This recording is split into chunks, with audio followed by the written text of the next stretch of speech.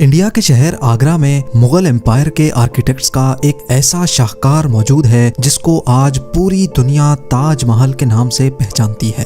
42 ایکڑ پر پھیلا دور سے ہی چمکتا ہوا یہ مقبرہ جہاں اپنے اندر خوبصورتی کے باغیچے سجائے ہوئے ہے، وہیں اس کے اوپر غم اور اداسی کے کئی بادل ابھی تک منڈلا رہے ہیں۔ لگ بھگ 400 سال پہلے بنائی جانے والی یہ خوبصورت بلڈنگ جہاں اپنے دور کی سب سے بڑی اور سب سے شاندار بلڈنگ ہوا کرتی تھی، وہیں آج اس کو دنیا کا 7واں عجوبہ بھی مانا جاتا ہے۔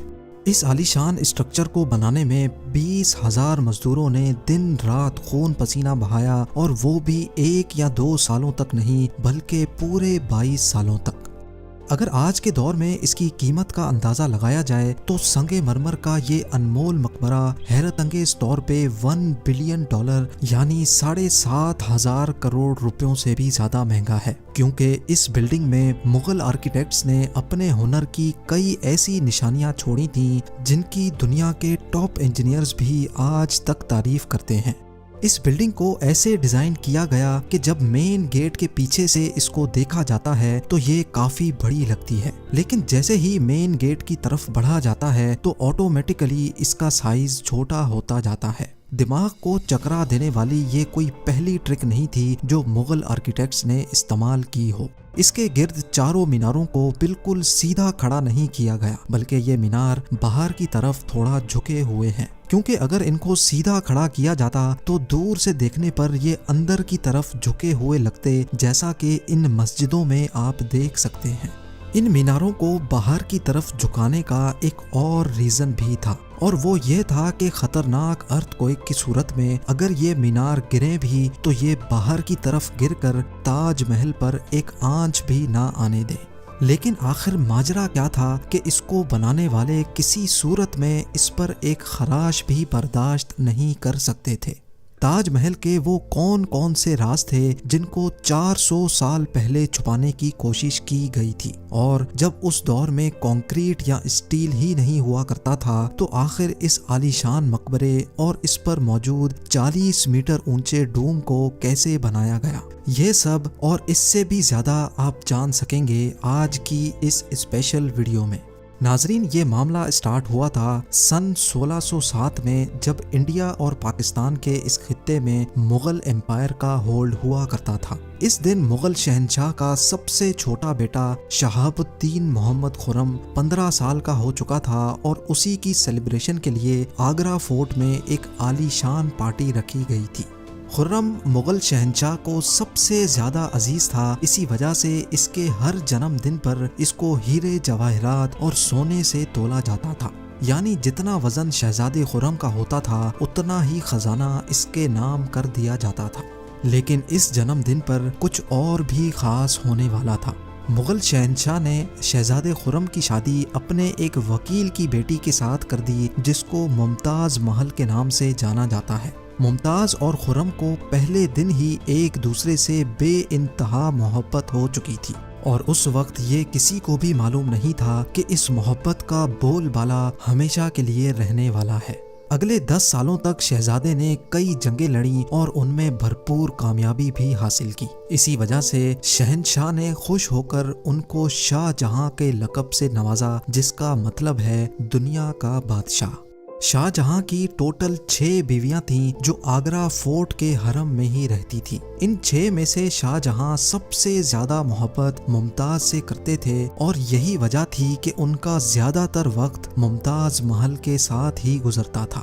وقت تیزی سے گزرتا جا رہا تھا، اور 4 سالوں کے بعد یعنی 1621 میں مغل شہنشاہ اچانک چل بسے۔ شاہ جہاں جو پہلے ہی مغل امپائر میں خاصا فیمس ہو چکا تھا اور جو شہنشاہ کا چہیتا بیٹا بھی تھا، 1628 میں یعنی باپ کی موت کے 7 سالوں بعد اس نے شہنشاہ کی گدی سنبھال لی۔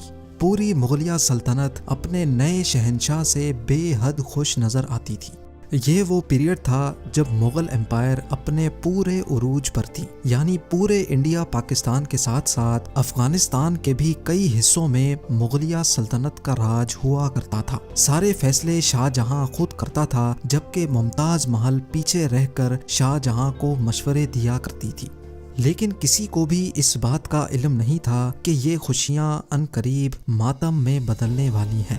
گدی سنبھالے ابھی 1 ہی سال گزرا تھا کہ ایک بار پھر سے مغل امپائر کو دشمنوں کا سامنا کرنا پڑا۔ اگلے 2 سال جنگ چلتی رہی اور شاہ جہاں کو اس جنگ میں بھی بھرپور کامیابی نصیب ہوئی، لیکن شاہ جہاں ابھی اس کامیابی کا جشن مناتے کہ ان کو ایک افسوسناک خبر سے آگاہ کیا گیا۔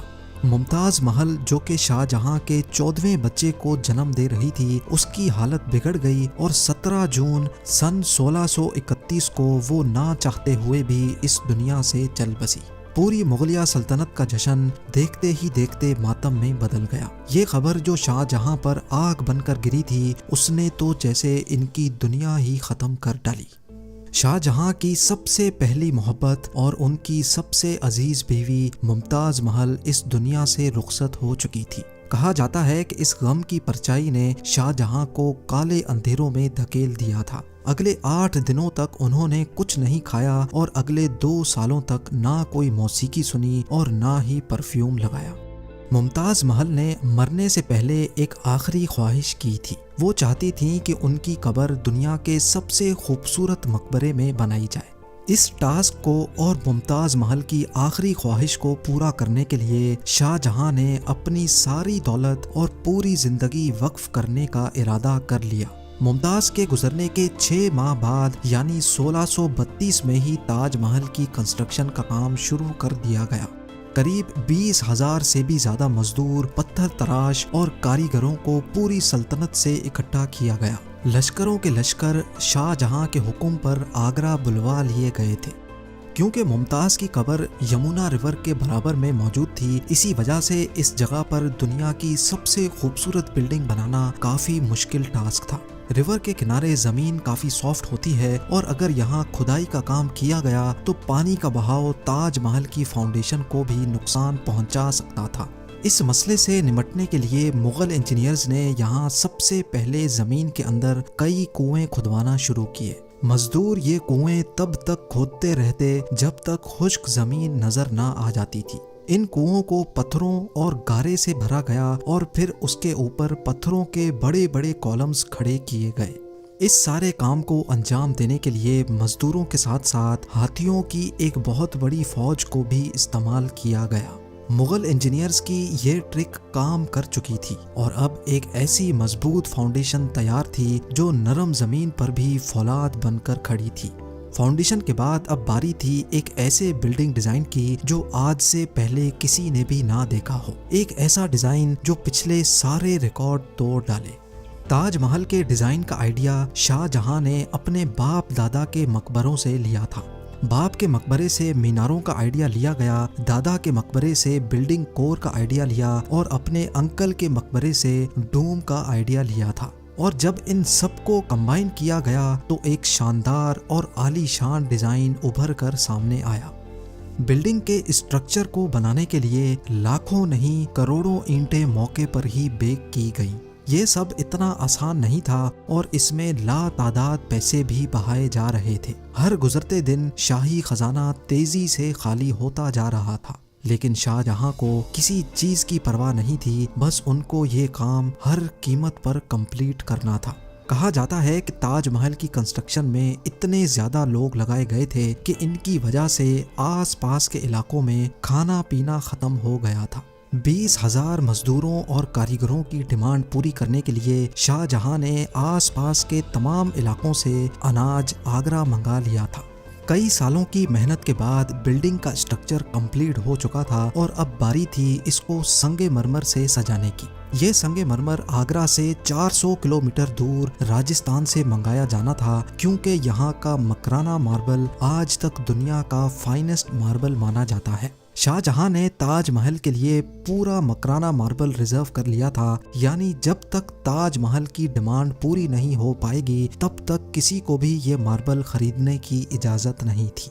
1000 ہاتھیوں کی مدد سے ہزاروں ٹن وزنی ماربل راجستھان سے آگرہ منگایا گیا۔ تاج محل کا یہ خوبصورت ڈوم اتنا بڑا ہے کہ اس کا اندازہ صرف آنکھوں سے دیکھ کر ہی لگایا جا سکتا ہے۔ آج کل اس طرح کے ڈوم بڑی آسانی سے اسٹیل اسٹرکچر پر بنائے جا سکتے ہیں، لیکن 400 سال پہلے 40 میٹر اونچے ڈوم کو بنانے میں ان کے پاس صرف پتھروں کا ہی سہارا تھا۔ اس ڈوم کو بنانے میں مغل انجینئرز نے جو اسٹریس کیلکولیشن کی تھی اس کی آج کے انجینئرز بھی بہت تعریف کرتے ہیں۔ تاج محل کی فنیشنگ کے لیے اس کو پیٹرا ڈورا یا پرچن کاری سے ڈیکوریٹ کیا جانا تھا۔ پیٹرا ڈورا ایک ایسی کلاکاری کو کہا جاتا ہے جس میں قیمتی پتھر کو ماربل کے اندر تراش کر لگایا جاتا ہے۔ ماربل کو بڑی مہارت اور باریکی سے قیمتی پتھر کی شیپ کے حساب سے تراشا جاتا ہے اور پھر اس میں پتھر کو گلو کے ذریعے چپکایا جاتا ہے۔ تاج محل پر استعمال ہونے والی گلو کوئی عام گلو نہیں تھی۔ کافی ریسرچ اور لیبارٹری ٹیسٹ کے بعد معلوم پڑا کہ یہ گلو شیرہ، لیمن جوس اور سنگ مرمر پاؤڈر کو ملا کر بنائی جاتی تھی۔ وہی سیم گلو آج بھی تاج محل کی رینوویشن کے لیے استعمال کی جاتی ہے۔